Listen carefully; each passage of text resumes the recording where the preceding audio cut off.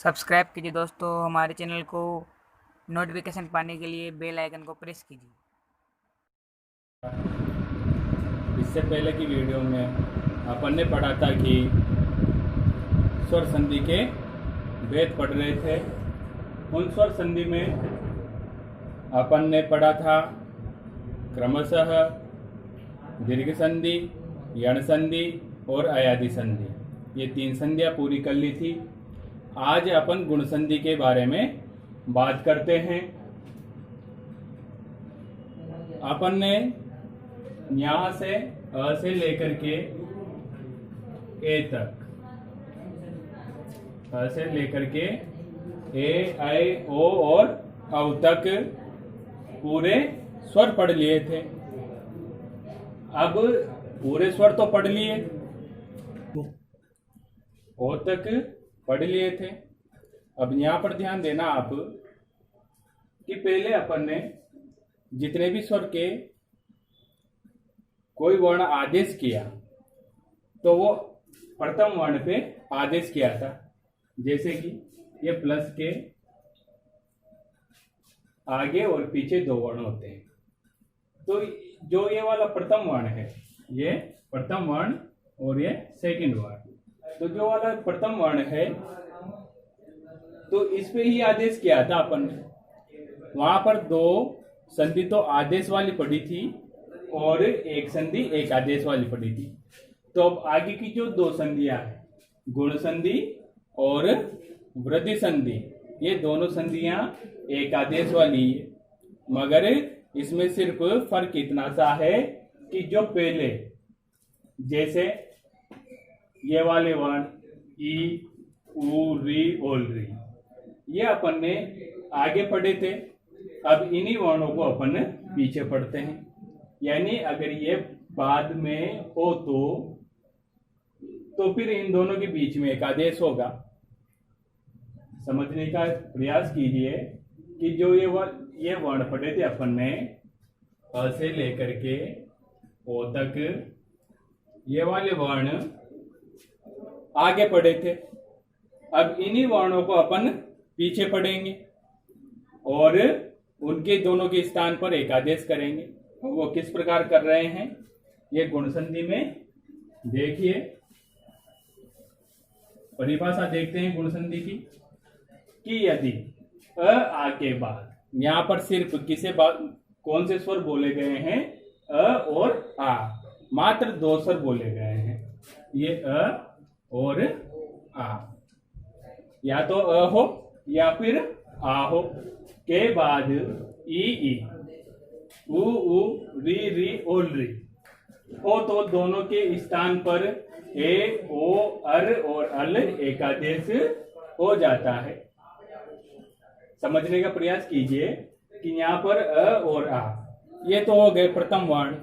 उसके बाद में यानी अ और आ के बाद में दूसरा वर्ण किस में होना चाहिए? या तो ई में होना चाहिए या ई। ये नहीं हो तो इधर देखिए, या तो उ या री या बड़ी री या री। अगर अ आ के बाद में इनमें से कोई वर्ण है तो फिर इनके स्थान पर क्रमशः ए, ओ, अर और अल एक आदेश करते हैं। अब यहाँ पर समझने का प्रयास कीजिए कि अपन ने अ और आ पहले भी पढ़ा था। आप ध्यान रखना कि अपन ने दीर्घ संधि में अ और आ को पढ़ा था। अगर अ और आ के बाद में समान स्वर हो तो फिर वहां पर दीर्घ संधि होगी। यानी अ आ के बाद में अगर आ ही आ जाए तो फिर वहां पर दीर्घ संधि होगी। अगर अ आ के बाद में असमान स्वर से तात्पर्य है ई, उ, री, ओल, री, अगर इनमें से कोई स्वर आ जाए तो फिर वहां पर गुण संधि होगी। यहाँ पर इन्हीं चीज को ध्यान रखना, अ आ के बाद में समान स्वर आ जाए, यानी अ आई आ जाए तो फिर वहां पर ये वाली संधि नहीं होकर के दीर्घ संधि हो जाएगी। अगर अ और आ के बाद में ई, उ, री, ओल, री आ जाए तो फिर वहां पर गुण संधि होगी। और ये आने पर ई के स्थान पर तो ए आदेश हो जाएगा। दोनों के स्थान पर होगा एक आदेश, इन दोनों वर्णों के स्थान पर ए बन जाएगा। इसके स्थान पर बनेगा ओ, ये छोटे बनते हैं, गुण हमेशा छोटा होता है। ओ, फिर इसके स्थान पर अर, और री के स्थान पर अल एक आदेश होता है। अब यहां पर देखना आ सभी में आना चाहिए।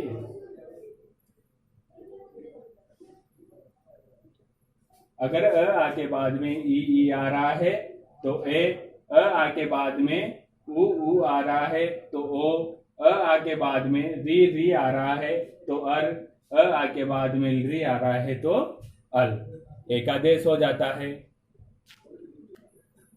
जैसे देखते हैं प्रथम उदाहरण।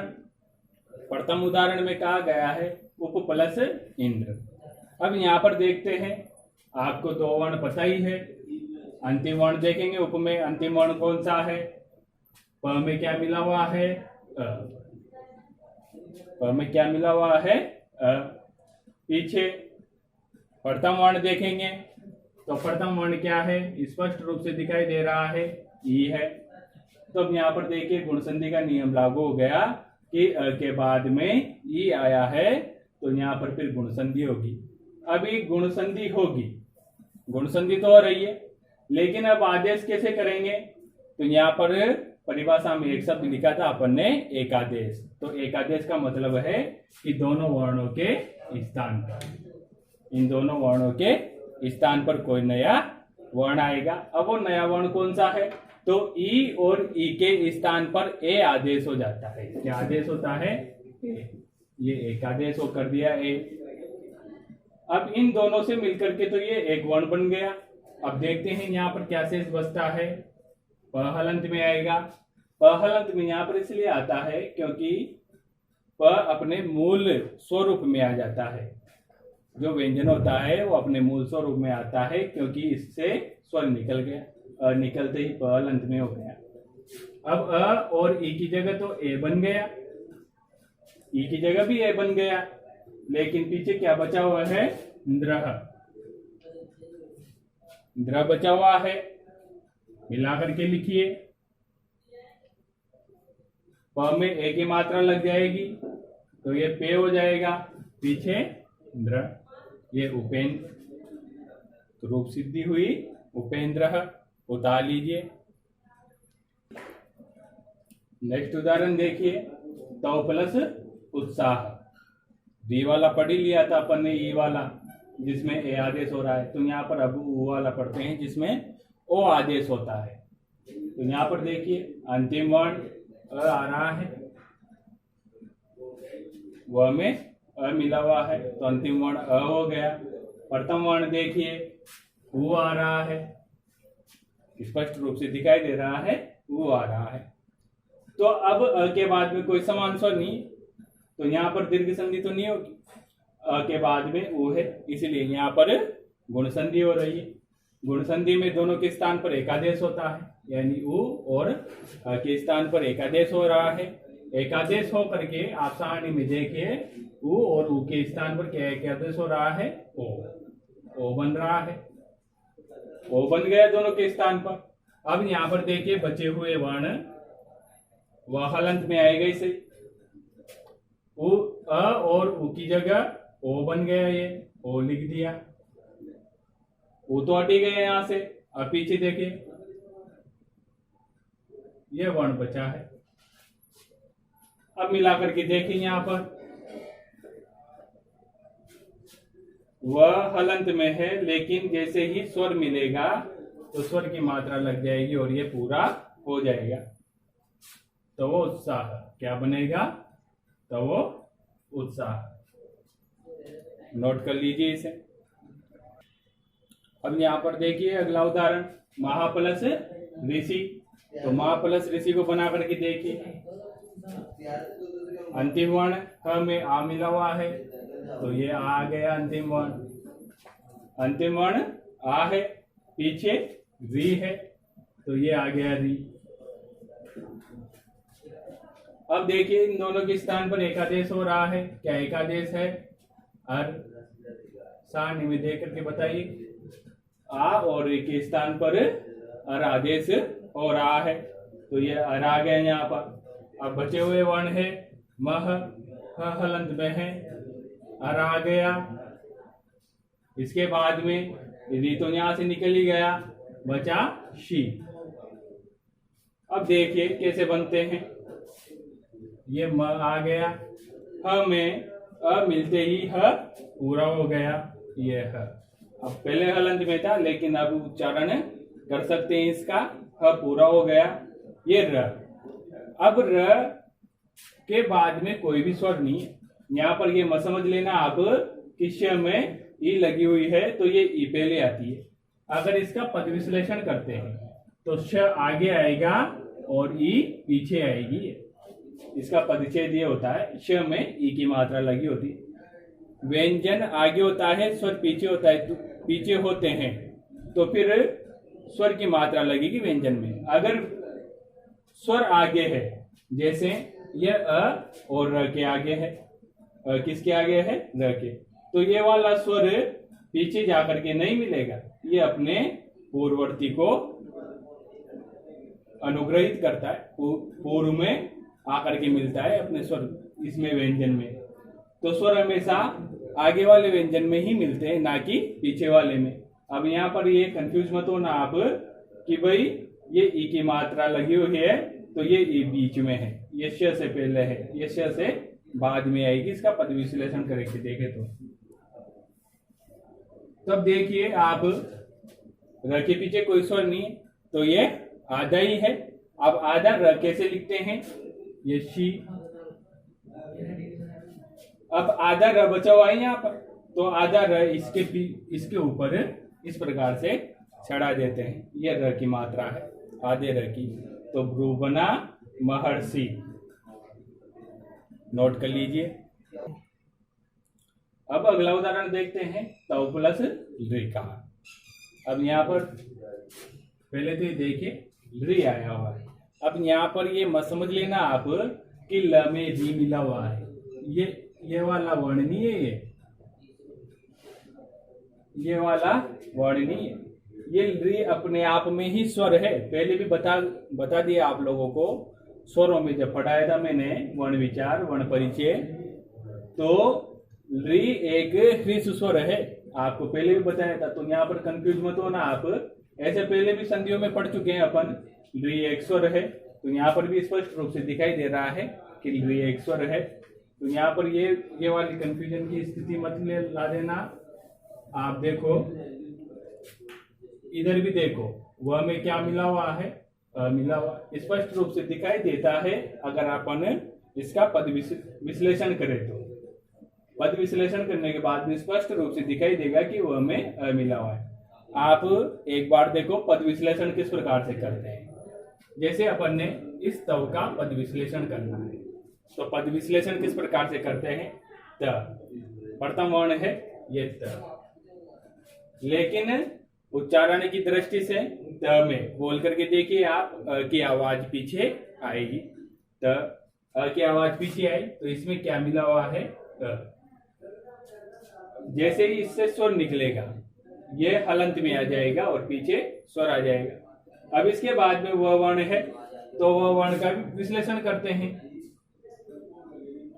तो ये देखिए वह को भी बोल करके देखिए आप, इसके पीछे अ जुड़ा हुआ है, तो जैसे ही स्वर निकला ये अ। अब देखिए अंतिम वर्ण कौन सा इसमें है, आपको स्पष्ट रूप से दिखाई दे रहा है कि इसका अंतिम वर्ण अ है। इसी प्रकार से आप अपन इस वर्ड में से निकाल करके अंतिम वर्ण लिखते हैं। और यहाँ पर देखिए आप पीछे री है, ये री स्पष्ट रूप से दिखाई दे रहा है, अंतिम स्वर ये प्रथम स्वर री है। अब देखिए यहाँ पर दोनों के स्थान पर एकादेश हो रहा है। परिभाषा में स्पष्ट रूप से लिखाया गया है आपको कि दोनों वर्णों के स्थान पर एक एकादेश होगा। अब वो एकादेश क्या हो रहा है, यहाँ पर सारणी में देख के बताइए, अल एकादेश हो रहा है। ये दोनों के स्थान पर क्या हो रहा है, अल एकादेश हो रहा है। अब यहाँ पर अल एकादेश तो कर रहे हैं अपन, अल एक आदेश हो रहा है, तो अब देखिए अल एक आदेश हो रहा है तो अपना रो बनेगा, स्वर निकल गया था वो में से, थोड़ी देर पहले अपन ने पद विशेष विश्लेषण पढ़े थे। तो यहाँ पर देखिए जैसे स्वर निकला तो वह हल अंत में आ गया, स्वर इधर आए गया, रे का स्वर इधर आए गया, दोनों मिलकर के अल बन रहे हैं, तो ये अल लिख दिया। ल हमेशा पीछे हल अंत में आता है, उधर अर में भी र हमेशा हल अंत में है। इधर देखिए अब पीछे कार बचा हुआ है, ये कार लिख दिया, पीछे कार बचा हुआ है यहाँ पर, रे तो यहाँ पर आ ही गया। अब मिला करके देखिए वह में अ मिलने पर वह पूरा हो गया, तब वो हो गया यहाँ पर। अब ल आधा है तो ये आधे के पीछे इस ल जो आधा वर्ण है इसके पीछे कोई स्वर भी नहीं है, क है यहाँ पर, तो क एक व्यंजन है तो क तो मिलेगा इसमें नहीं, तो पूरा भी नहीं होगा ये, तो ये आधा का आधा ही रह जाएगा। और ये आधा ल इस प्रकार से लिखा जाता है, इसके पीछे कार लिख देते हैं, डबल कार बना अपना, ये नोट कर लीजिए इसे।